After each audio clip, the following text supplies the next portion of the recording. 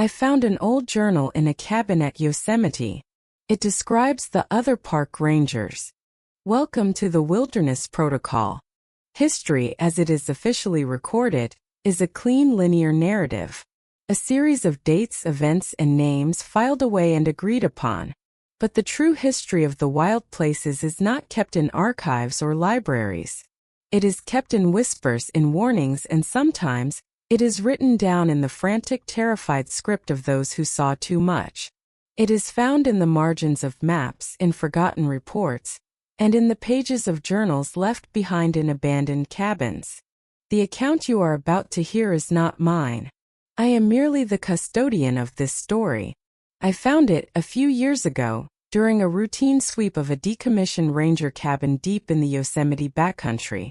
It is the journal of a man named Thomas Rook. He was a seasonal ranger in the summer of 1979. He was never seen again after his last entry. This is his story. And it describes the other park rangers. The ones who don't wear the uniform. My name is not important. What is important is the journal I hold in my hands. It's a simple leather-bound notebook. Its cover warped by decades of damp and cold.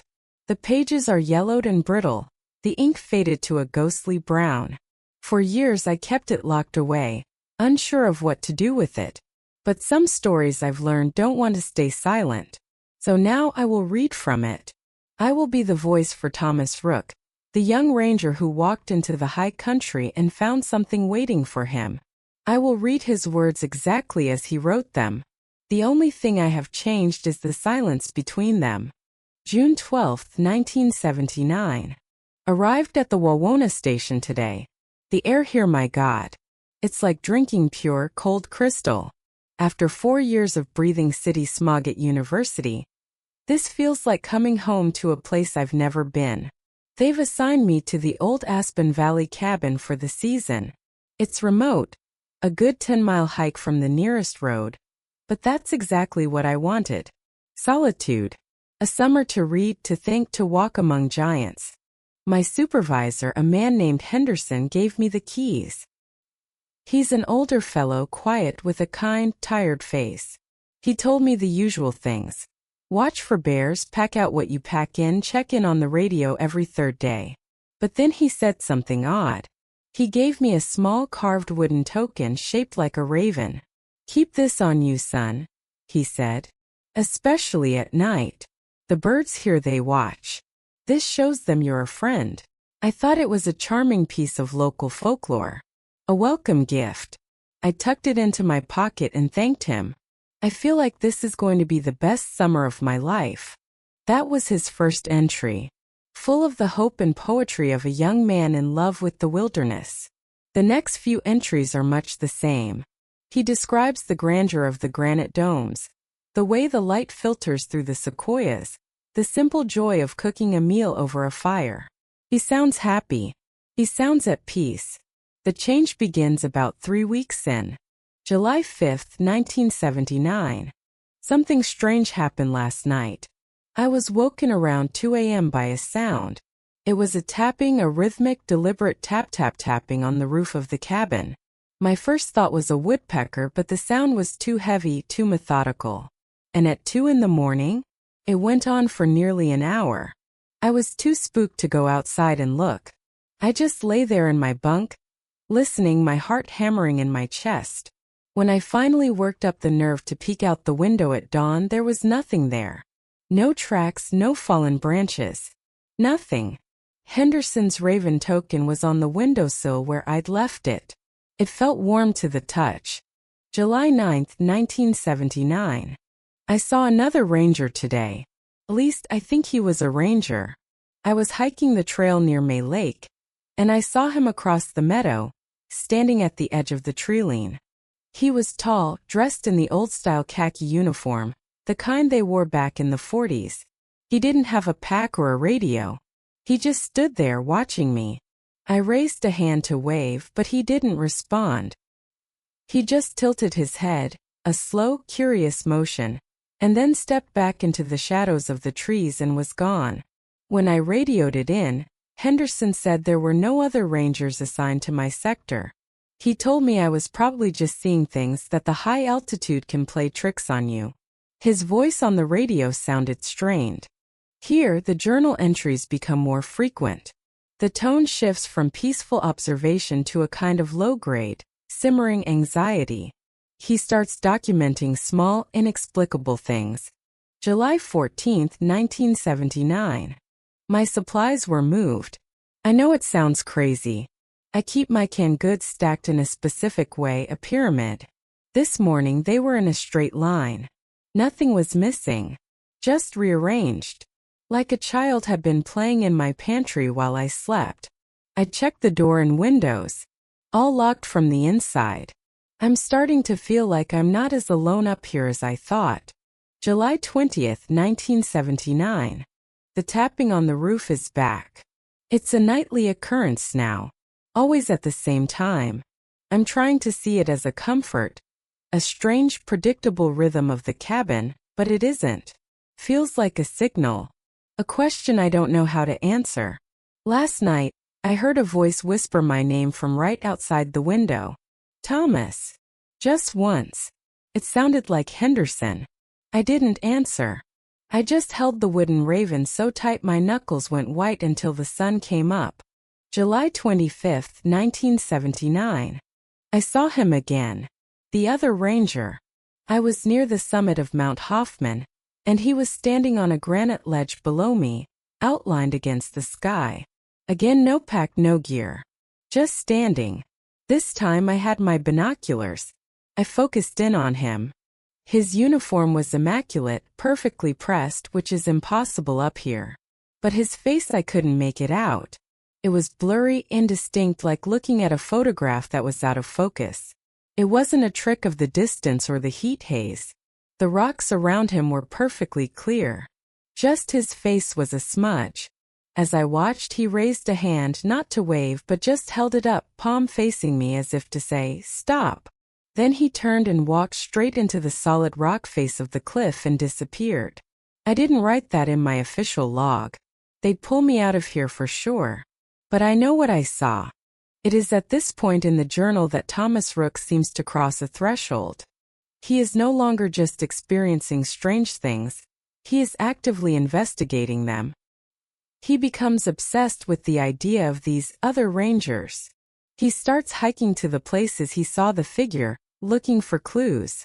He finds a section in the cabin's small library, a dusty old book on park history, that seems to confirm his fears. August 2nd, 1979. I found it. A book titled Guardians of the Granite, A History of the Yosemite Park Service.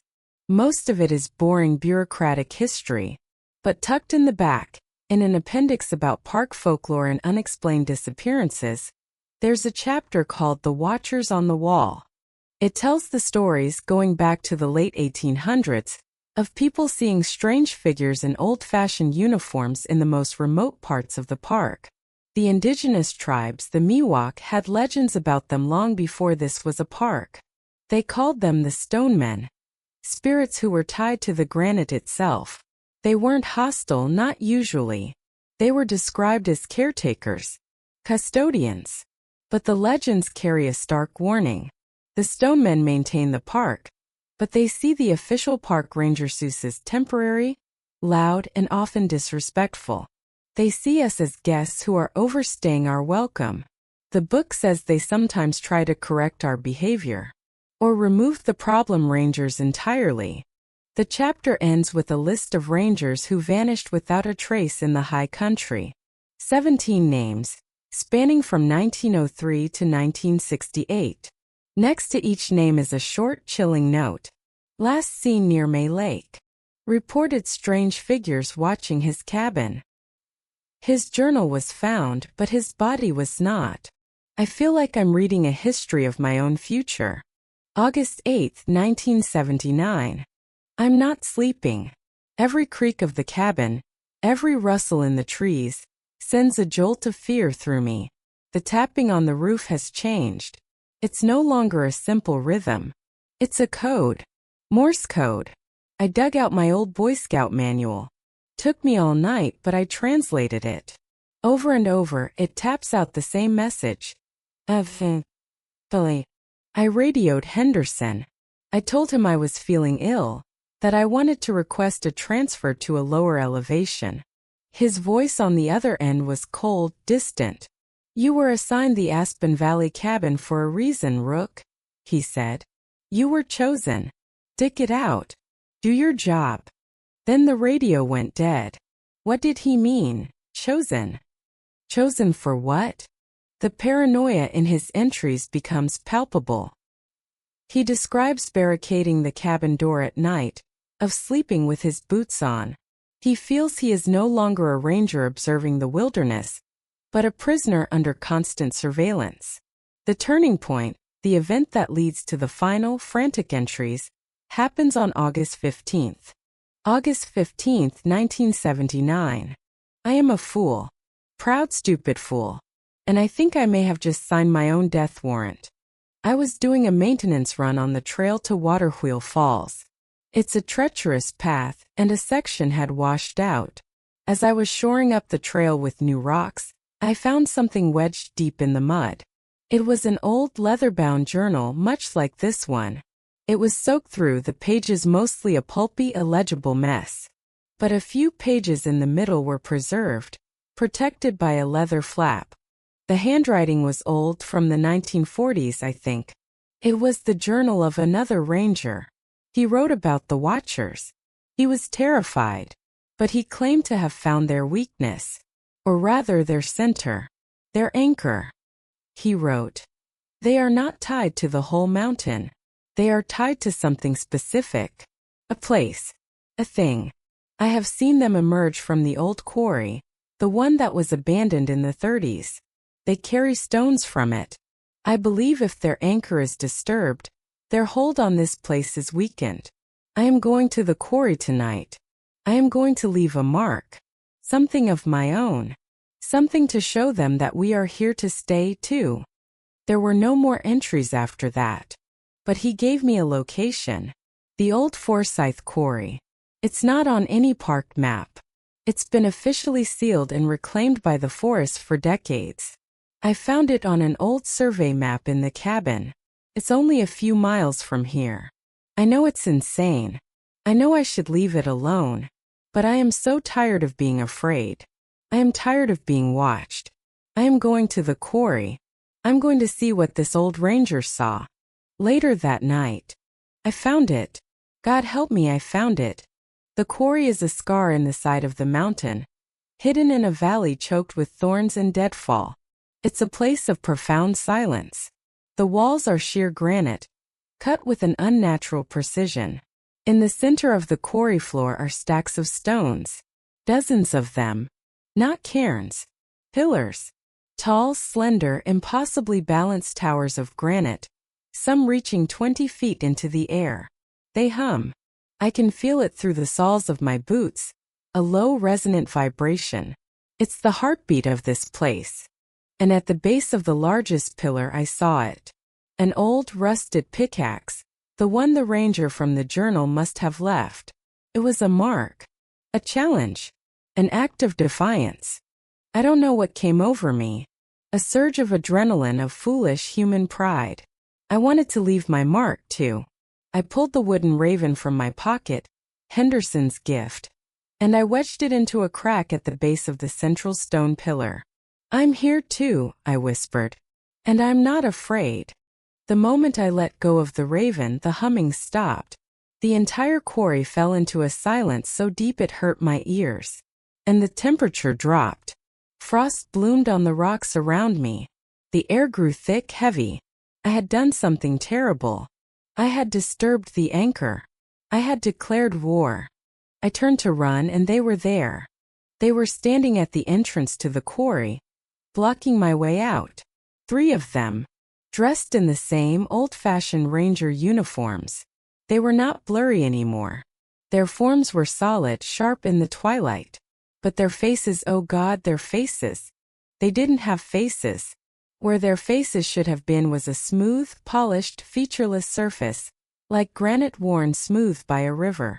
There were no eyes, no nose, no mouth. Just a blank, terrifying void. And yet, I knew they were all looking at me. One of them raised its hand. It wasn't a hand. The sleeves of the uniform were empty, but the shape of a hand was there, made of swirling gray dust and what looked like static, pointed at me. And a voice spoke, not from any of them, but from the rock walls around me, a chorus of grinding stone. You have trespassed. I ran. I didn't go for the entrance. I scrambled up the loose scree on the side of the quarry, my hands raw, my lungs burning. The whole way I could feel their blank, faceless gaze on my back. I didn't look back. I just ran until I collapsed at the door of my own cabin. This is the last complete entry in Thomas Rook's journal. The final page is a single, frantic paragraph. The handwriting is almost completely illegible. A chaotic scrawl of terror and resignation. It seems to have been written just minutes before the end. August 16th. Dawn. They are outside. They have been all night. They are not tapping on the roof anymore. They are scraping on the walls. A sound like stone on wood. They are circling the cabin. Patient. So patient. I saw one look in the window. The blank face. It was just there for a second, then gone. The humming from the quarry is here now. It's inside the cabin. It's inside my head. I can't think. I barricaded the door, but it's just wood. They are made of stone. Henderson's raven is gone from the quarry. I saw it on my windowsill this morning. Its little wooden eyes were cracked. It was a warning, not a ward. He chose me. He sent me here. This cabin isn't a post. It's a sacrifice. The book said they need to be appeased. The previous ranger, the one with the pickaxe, he wasn't a challenger. He was an offering. And now so am I. The scraping has stopped. I hear footsteps on the porch. The doorknob is turning. Oh God, it's not locked from the inside anymore. As the entry ends there, a long jagged ink stain trails off the page, as if the pen was dragged from his hand. When the relief ranger arrived a week later for a scheduled supply drop, he found the cabin empty. The door was unlocked. A half-finished cup of coffee sat on the table, cold and stale. Thomas Rook's pack was there, his gear was there. But he was gone. The official report lists him as a voluntary desertion. It says he likely abandoned his post and hiked out of the park on his own. His family was told he simply walked away. But I found his journal, hidden beneath the loose floorboard.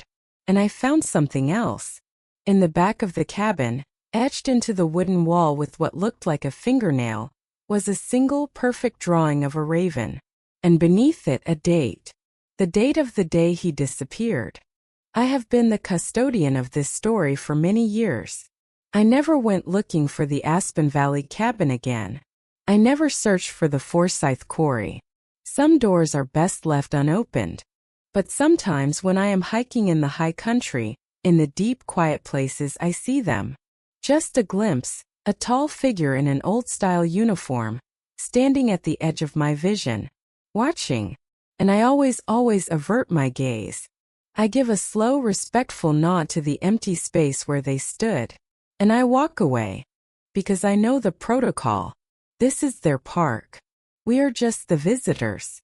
And sometimes they decide our visit is over. Thank you for listening to this account from the Wilderness Protocol. History is written by the victors, but the true and lasting stories are often written by the lost. They are warnings, left behind in the quiet places. If you believe these accounts should be preserved and shared, consider liking this video and subscribing to our archive. Your attention is a form of maintenance. It keeps these stories from fading completely. Until the next file is opened, walk with respect. You never know whose territory you're really in.